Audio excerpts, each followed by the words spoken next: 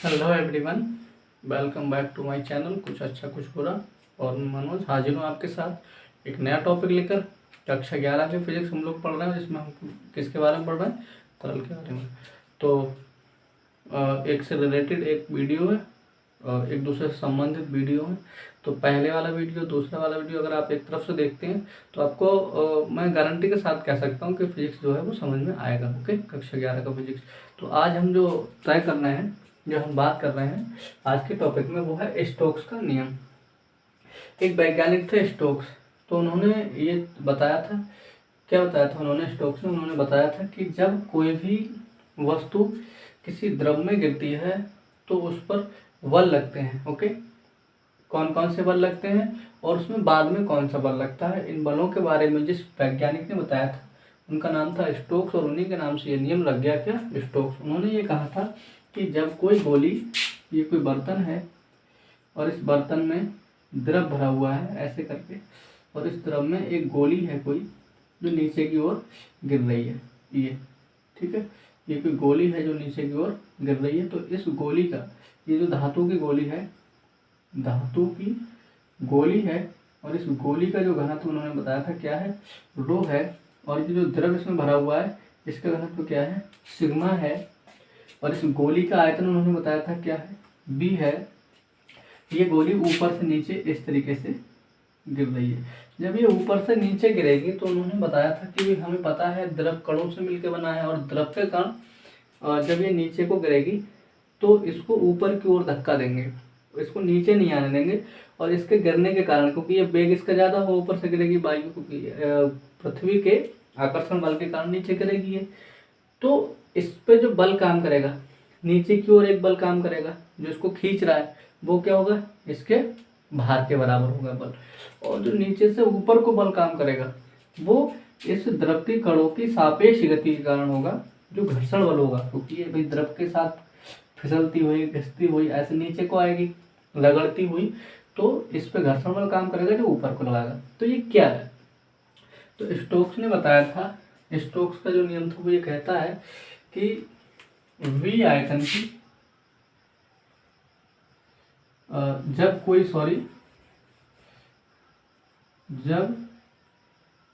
कोई गोली किसी द्रव में स्वतंत्रता पूर्वक गिरती है, स्वतंत्रता पूर्वक गिरती है, तो गोली पर दो बल कार्य करते हैं। गोली पर दो बल कार्य करते हैं। फर्स्ट क्या था? गोली का भार।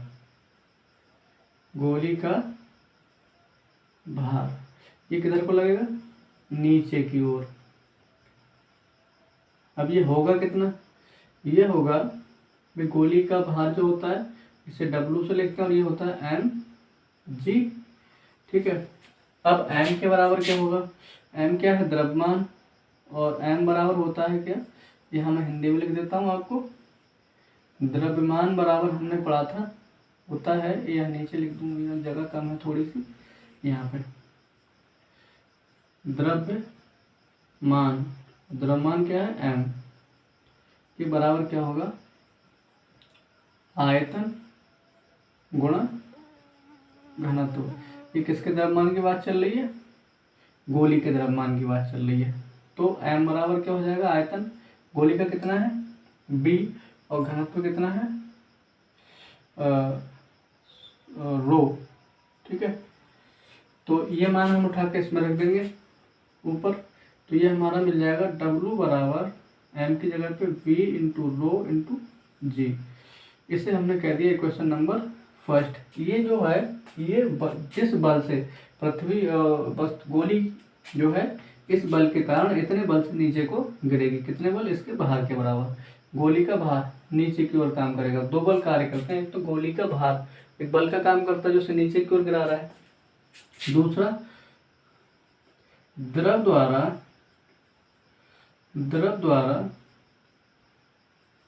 गोली पर लगाया गया उत्प्लावन बल। अब मैं आपको बता दूं उत्प्लावन बल क्या होता है। आप किसी भी चीज को पानी के अंदर डुबोएं तो वो पानी उसको ऊपर की ओर उछालता है, उसे कहते हैं उत्प्लावन बल। पानी द्वारा किसी भी वस्तु को ऊपर की ओर उछालना। तो जब आप किसी भी चीज को आपने देखा होगा, किसी चीज को पानी के अंदर डालो, जल के अंदर डालो तो वो हल्की महसूस होती है क्योंकि द्रव उसको ऊपर की ओर धक्का देता है, उसी को कहते हैं उत्प्लावन बल। तो वो कितना होगा, वो भी इसकी तरह होगा भाई। पानी का आयतन बी स्मॉल मान लिया मैंने, और पानी का जो घनत्व सिग्मा माना है मैंने, ओके। और जी तो होगी ऑलरेडी, जी तो होनी ही चाहिए। होगी नहीं, ओके होगी। अब ये क्या है, ऊपर की ओर लगाया गया बल, ओके। इसको मैंने मान लिया क्या, एफ, ऐसे करके प्लावन बल। अब जो नेट बल, गोली पर नीचे की ओर लगने वाला नेट बल क्या होगा भाई एक बल ऊपर को लग रहा है और एक नीचे को लग रहा है, तो हम क्या निकालेंगे, हम नेट बल कितना होगा, मतलब नीचे की ओर कितने बल से गोली गिरेगी। तो हमने क्या किया, इसे कह देंगे W माइनस एफ। अब W का मान क्या है भाई, इधर लिख दूंगा। W का मान है बराबर, यहाँ देखिए बी रो जी और माइनस एफ का मान क्या है, बी सिग्मा जी। इन दोनों में दो चीज़ें कॉमन है, एक तो बी और एक दूसरा जी। ये इनको हम बाहर कर देंगे तो बी और रो माइनस यहाँ पे क्या बचेगा, सिग्मा, यहाँ पे जी। ये क्या है, वो नेट बल है जिस बल से वस्तु नीचे को गिरेगी, गोली नीचे को पानी में गिरती है, द्रव के अंदर गिरती है, ओके।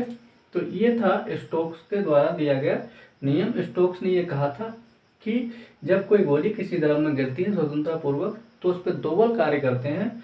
एक तो गोली का भार mg, जो एक बल का ही काम करता है नीचे की ओर, और दूसरा जो द्रव द्वारा उत्प्लावन बल वो ऊपर की ओर, दोनों अपोजिट डायरेक्शन में वर्क करते हैं।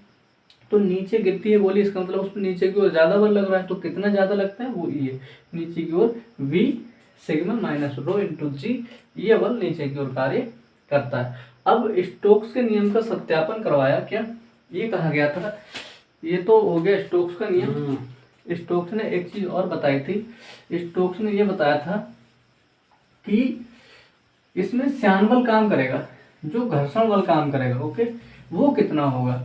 तो स्टोक्स ने ये कहा था कि जब कोई गोली किसी द्रव के अंदर स्वतंत्रता पूर्वक जाती है तो उस पर लगने वाला जो श्यान बल होता है वो F = होता है ईटा। अभी आपको मैं बता रहा हूँ, बस ये थोड़ा सा रफ कर दूँ, वो हो जाओ भाई, बहुत टाइम लग रहा है, थोड़ा सा रफ भी हो जाना जरूरी है।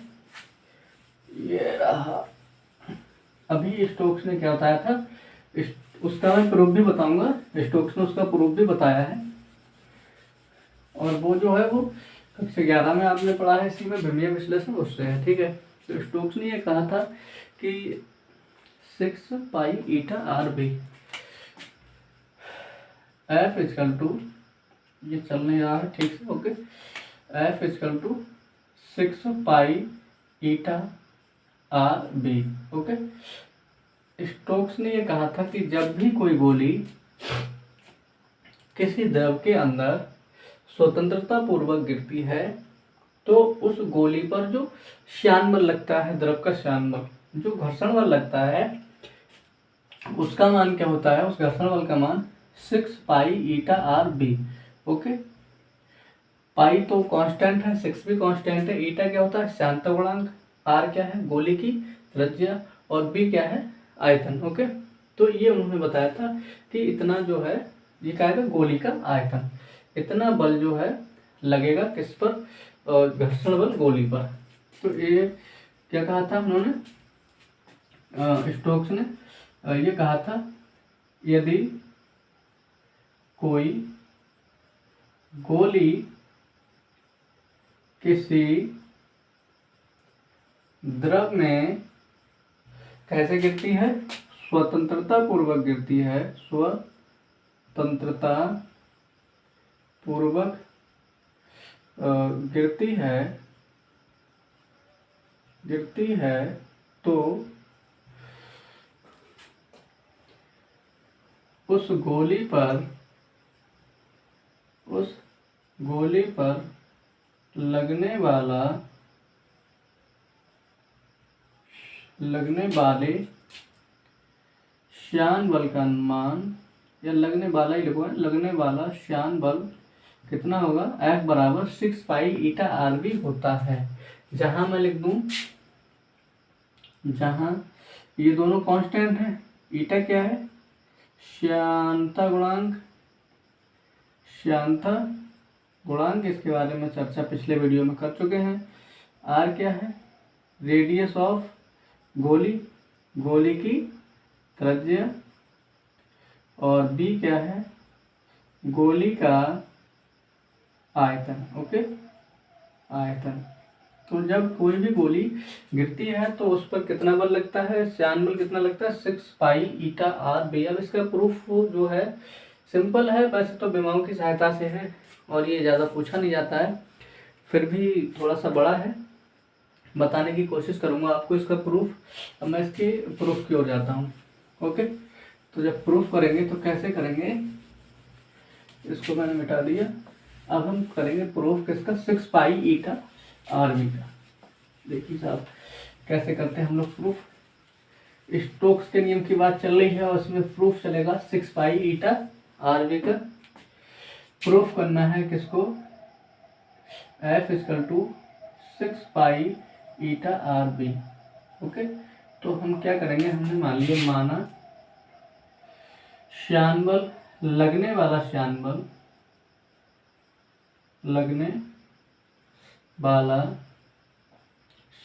बल क्या है? F किस पर निर्भर करता है?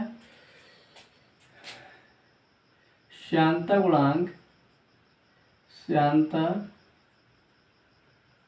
गुणांक ईटा की घात A पर, ईटा की घात A पर, कॉमा त्रिज्या R की घात B पर, तथा घन आयतन B की घात C पर निर्भर करता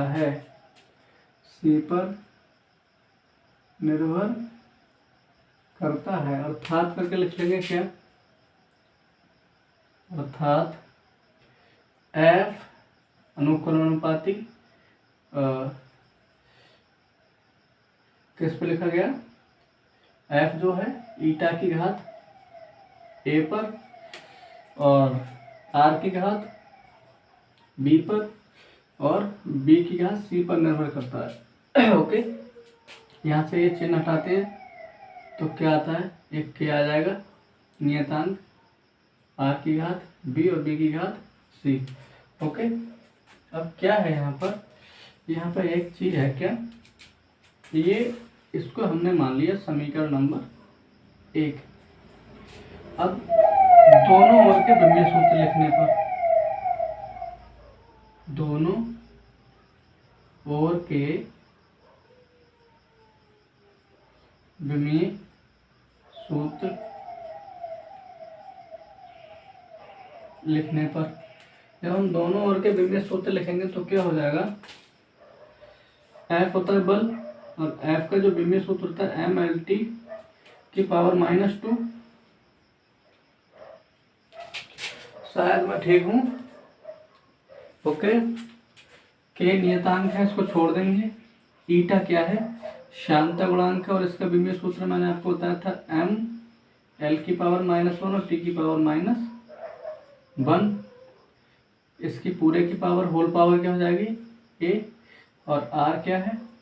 R दूरी है, इसका लेंथ मीटर में नापा जाएगा। इसका क्या है? B।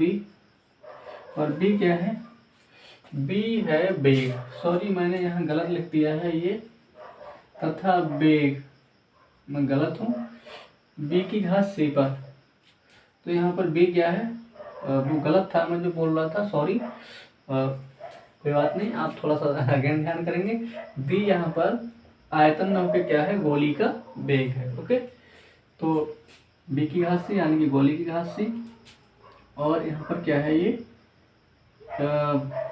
बी की घात सी हो गया, और यहाँ पे बी की जो होता है बेग का मीटर प्रति सेकंड, यानी कि एल टी की पावर -1, और इसकी पावर कितनी है, सी। अब यहाँ देखेंगे हम, एम है, एल है, टी है, इधर क्या है, एम की पावर 1 है, एल की पावर 1 है, दोनों ओर की घातों की तुलना करने पर, ठीक है, घातों की तुलना करने पर, अब हम घातों की तुलना करेंगे भाई, तो सबसे पहले किसकी घात की तुलना कर रहे हैं हम, एम की। एम की घात की इधर कितनी है, एम की घात 1, और इधर कितनी है, ए, तो ये हमने कितना लिख लिया, अभी रुको थोड़ा सा इसको, चलो कोई बात नहीं। तो एम की घात ए के इक्वल टू कितना आ गया, 1। ओके, क्योंकि एम इधर और कहीं नहीं है। अब हम बात करेंगे एल की। हम एल की बात करते हैं तो यहाँ ध्यान देंगे, एल की पावर यहाँ कितनी है, 1, और इधर कितनी आएगी, देखो एल की पावर, ए अंदर आ जाएगा तो ये हो जाएगा माइनस का ए, और इधर अंदर आ जाएगा तो बी, और इधर अंदर आ जाएगा तो माइनस का सी, यानी कि इसकी जगह पे क्या हो जाएगा, माइनस का ए हमें यहाँ से मिलेगा, और बी प्लस का बी यहाँ से मिलेगा, और माइनस का सी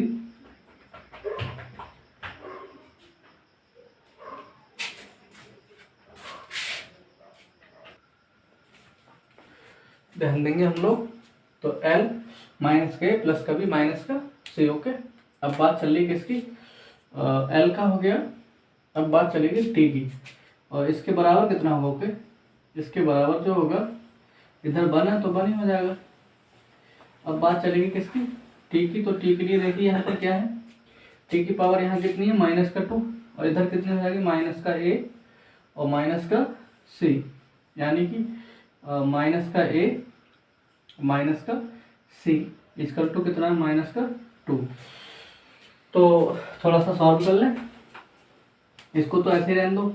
यहाँ से हमने क्या किया, माइनस बाहर ले लिया, तो ये हो गया a plus C equal to minus का 2 से इसे काट दो, तो ये हो जाएगा a plus C equal to 2। Okay, इधर आ जाते हैं थोड़ा सा,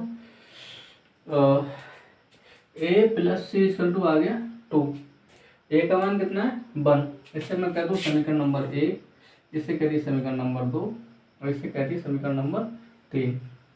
इसको मैंने ऐसे बंद कर दिया यहाँ पर, इसको यहाँ पे ऐसे बंद कर दिया है, और इसको यहाँ पर ऐसे करके बंद कर दिया। ओके, अब यहाँ हम देखेंगे क्या, ए का मान समीकरण 1 से 3 में रखने पर, 3 में रखने पर हम क्या कर रहे हैं, ए का मान यहाँ से a इक्वल टू 1 इसमें रखना है, तो ये हो जाएगा 1 प्लस सी इक्वल टू 2, या सी इक्वल टू 2 माइनस का, इधर जाकर माइनस का हो गया, या सी इक्वल टू 1, ये सी का मान आ गया।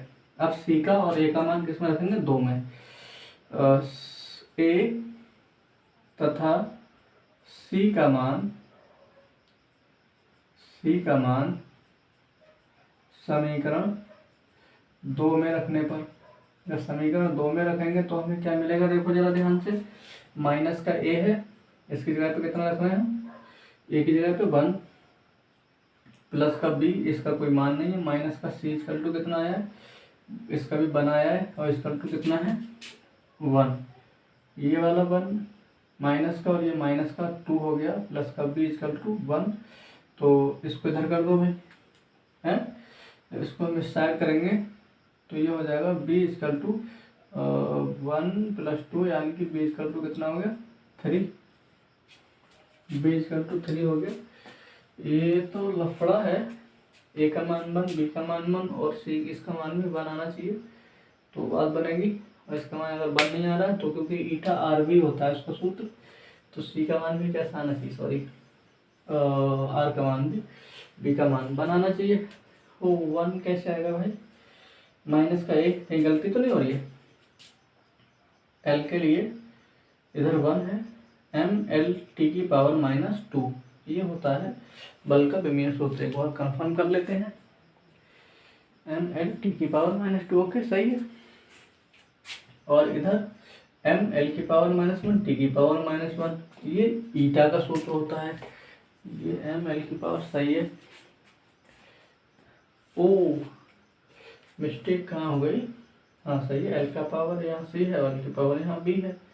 तो हमें यहाँ पे क्या मिल रहा है, माइनस का ए प्लस का बी और प्लस का सी मिलेगा। ओ ये था प्लस का क्या मिलेगा, सी।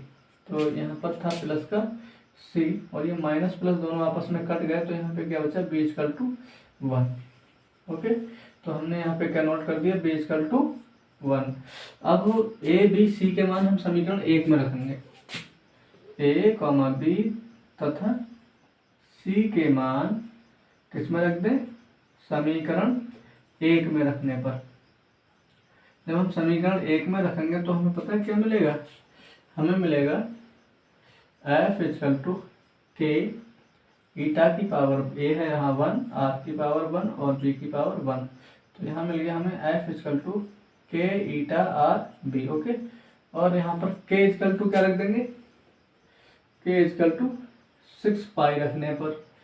ओके, जब के इक्वल टू 6 पाई रख देंगे तो यहाँ पे हमारे पास आ जाएगा F equal to 6 pi eta R B. Okay, तो ये मैं समझता हूँ आपको स्टोक्स का सूत्र था उसका, एफ बराबर 6 पाई ईटा आर बी, इसका हमने प्रूफ भी कर दिया है।